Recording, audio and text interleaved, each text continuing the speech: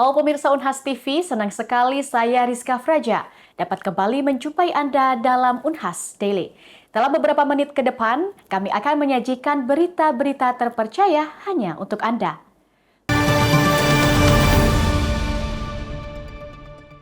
Pemirsa, kebijakan efisiensi anggaran pada pemerintahan Presiden Prabowo Subianto juga diterapkan di Universitas Hasanuddin. Adanya anggaran yang dipangkas itu dinilai harus disikapi dengan memilih program yang berdampak langsung terhadap kapasitas institusi, di antaranya di bidang penelitian dan pengabdian. Perayaan sejarah, perayaan ulang tahun laksanakan secara sederhana di kantor, di ruangan. Kalau perlu yang hadir hanya 15 orang, sisanya di Vkonken. Kita bisa menghemat 20 triliun lebih. Instruksi Presiden Nomor 1 Tahun 2025 tentang efisiensi APBN dan APBD menjadi angin besar yang menerpa seluruh sektor, termasuk dunia pendidikan tinggi. Universitas Hasanuddin sebagai salah satu perguruan tinggi negeri berbadan hukum tak luput dari dampaknya. Menurut Kepala Departemen Ilmu Pemerintahan Universitas Hasanuddin, Dr. Andi Lukman Irwan SIPMSI, bukan hanya soal anggaran yang menipis, tapi juga tentang bagaimana strategi harus diputar agar roda tridharma perguruan tinggi tetap berjalan di tengah arus efisiensi nasional. Saya kira dengan adanya Impres 1 2025 tentang efisiensi APBN dan APBD tahun anggaran 2025 ini kemudian berdampak ke semua sektor, termasuk dalam hal ini ke Kementerian Pendidikan, Riset dan Pendidikan Tinggi, yang mana saya kira Unhas sebagai salah satu institusi yang di bawah Kemenristekdikti, walaupun kemudian statusnya adalah PTNBH, tapi sedikit banyaknya Unhas sebagai sebuah institusi juga turut merasakan dampak kebijakan efisiensi anggaran di tingkat pemerintah pusat ini. Oleh karenanya pasti ada hal-hal yang berimplikasi terhadap rencana-rencana kegiatan yang sudah tersusun. Menurut Lukman, efisiensi ini mengajarkan satu hal penting, bagaimana organisasi memilih program yang berdampak langsung terhadap kapasitas institusi. Unhas sebagai bagian dari perguruan tinggi negeri, mau tidak mau harus memaksimalkan potensi yang ada, mulai dari aset, SDM hingga kerjasama strategis dengan mitra nasional dan internasional. Sebab menurutnya, ketika anggaran kementerian mengalami refocusing, ketahanan instansi hanya bisa dibangun dengan kreativitas dan inovasi internal. Institusi pendidikan itu kan punya tanggung jawab tridharma ya, pendidikan, penelitian, pengabdian.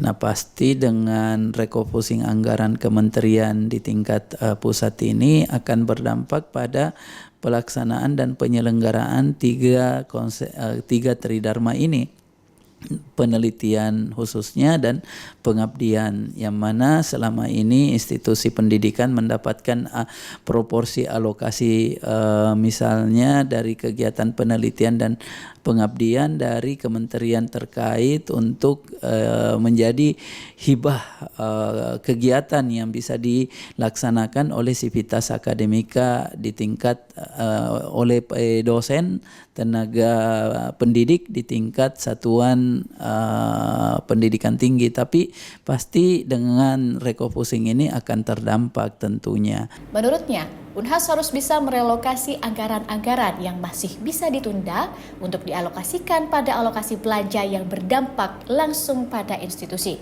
Gelombang efisiensi yang digulirkan pemerintah bukan hanya soal mengencangkan ikat pinggang.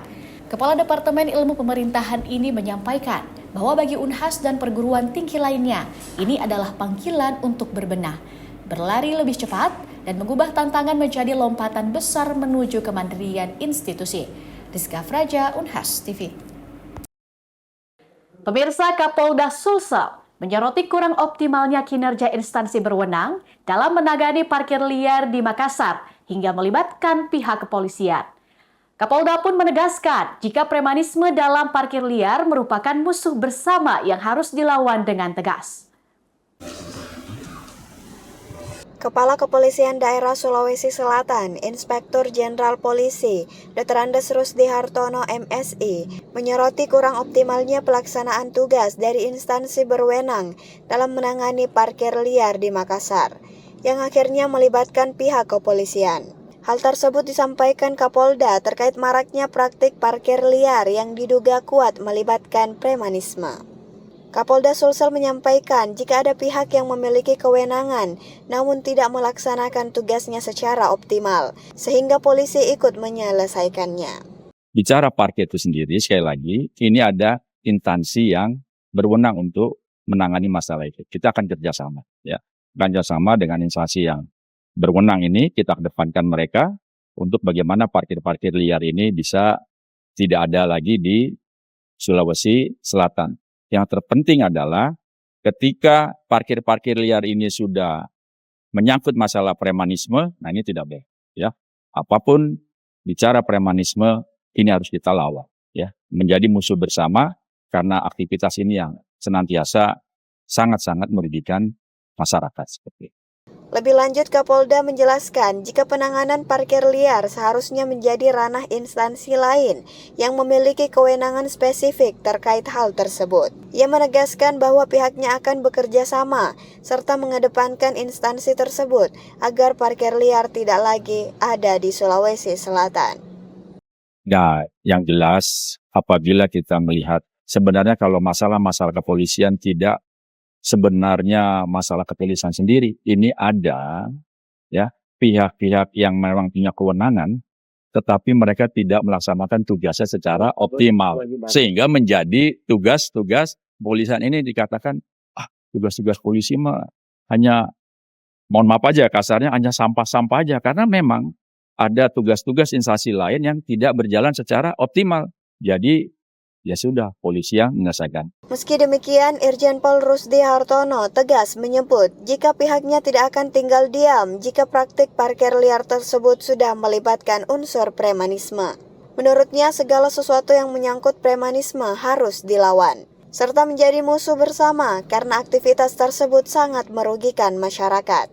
Aminah Rahma Ahmad, Andi Muhammad Syafrizal, Unhas TV. Pemirsa, olahraga berkuda termasuk olahraga yang melibatkan koordinasi antara kuda dan penumpangnya. Hubungan inilah yang diakui menjadi daya tarik dari seseorang menjadi atlet berkuda. Seperti apa kisah atlet berkuda Sulsel? Berikut liputannya.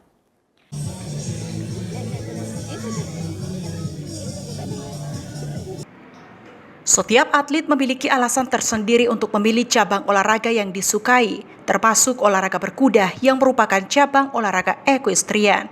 Olahraga berkuda melibatkan kuda dan penunggangnya yang memerlukan keterampilan, kekuatan dan koordinasi antara kuda dan penunggang, sehingga tak mudah untuk menjadi seorang atlet olahraga berkuda. Sejumlah atlet olahraga berkuda asal Sulawesi Selatan yang berlaga pada kejuaraan berkuda dan memanah Piala Rektor Unhas 2025 mengaku memiliki alasan tertentu untuk menekuni olahraga yang satu ini. Seperti yang diutarakan Fahriko Saruji, atlet sekaligus pelatih berkuda, ia mengaku jika di usia 26 tahun baru memulai olahraga berkuda setelah sebelumnya aktif di olahraga sepak bola. Lantaran cedera dan dorongan atasannya akhirnya berpindah ke cabang olahraga yang lain. Selama berkuda, tantangan bagi Fahriko ada pada kudanya yang biasanya menunjukkan sikap agresif. Tapi menurutnya itulah titik resiko dari olahraga berkuda. Berbeda dengan Fahriko, Valda Safira menyebut jika kecintaannya pada olahraga berkuda karena kuda adalah hewan yang dapat diajak berolahraga. Ia juga memiliki peliharaan kuda yang semakin menambah semangatnya untuk menjadi atlet olahraga berkuda. Meski demikian, Valda yang memulai berkuda sejak 3 tahun lalu juga tak lepas dari tantangan yang ada, seperti saat kudanya menunjukkan sikap agresif sehingga menyebabkan ia hilang keseimbangan hingga terjatuh. Awalnya saya itu olahraganya pertama futsal karena cedera dan sudah tidak bisa lagi di futsal. Jadi akhirnya saya cari cabang yang lain. Kebetulan pada saat itu yang saya lihat itu berkuda. Jadi equestrian di Sulsel. Saya tertarik dengan itu. Terus yang kedua itu saya dorongan dari atasan saya. Jadi atasan saya itu memiliki kuda. Setelah itu dia butuh seorang atlet dan saya didorong ke situ. Jadi itu. Berarti mulanya berkuda itu di usia berapa? Kemarin saya baru di kuda itu baru 2 tahun, Kak. Berarti usia saya kemarin di 26, karena sekarang itu 28. Ya. Pelatih sejak kapan jadi pelatih? Jadi pelatih tahun kemarin sih, Kak. Jadi saya sempat belajar dulu 1 tahun, setelah itu baru bisa jadi pelatih. Pertama kali olahraga berkuda itu sekitar 3 tahun yang lalu. Atletnya mungkin ini ya, setahun berkuda rutin itu udah, kalau misalnya di sini sudah bisa jadi atlet. Karena kalau misalnya olahraga rutin kan kita jadi ini ya, jadi kenal sama kudanya ya, jadi lebih gampang adaptasinya. Gitu. Selama 3 tahun itu apa saja tantangannya? Tantangannya mungkin ini ya, bonding sama kudanya. Kadang kudanya suka nggak mau jalan atau malah dia pengennya lari terus. Kan kita nggak bisa ya lari terus, kitanya juga kalah tenaganya sama kudanya. Kemudian mungkin ada saat-saat dimana hilang keseimbangan, itu bisa jatuh. Atau lagi lari atau kudanya lagi marah atau nggak mood, itu bisa cedera begitu. Sementara itu, Kurniati Nursalam yang baru memulai olahraga berkuda sejak Juni 2024 mengatakan jika kesulitan dan resiko dari berkuda menjadikan dirinya semakin suka dengan olahraga berkuda. Diakui Kurniati, yang membuat dirinya tertarik pada olahraga berkuda adalah rasa penasaran dan keinginannya mencoba setiap kuda dengan karakternya yang berbeda-beda. Kalau yang menarik bagi saya itu adalah saya selalu penasaran setiap karakter kuda. Jadi saya tidak pernah mau puas mencoba hanya satu kuda, karena setiap kuda itu berbeda-beda karakter. Kayak kita manusia, ada yang kudanya sensitif, ada yang kudanya tidak suka pada saat dipecut kah atau di apa. Itu yang saya ingin selalu rasakan, kenapa sampai saya selalu penasaran berkuda. Jadi saya selalu mau mencoba macam-macam jenis kuda. Ketiga atlet ini berharap olahraga berkuda khususnya di Sulawesi Selatan terus meningkat sehingga olahraga berkuda semakin dikenal masyarakat. Zulkarnain Jumar Taufik, Rahmatia, Unhas TV. Pemirsa, berita tadi sekaligus menutup perjumpaan kita pada hari ini. Terus saksikan Unhas Daily hanya di Unhas TV. Saya Rizka Fraja mewakili kru yang bertugas pamit undur diri dan sampai jumpa.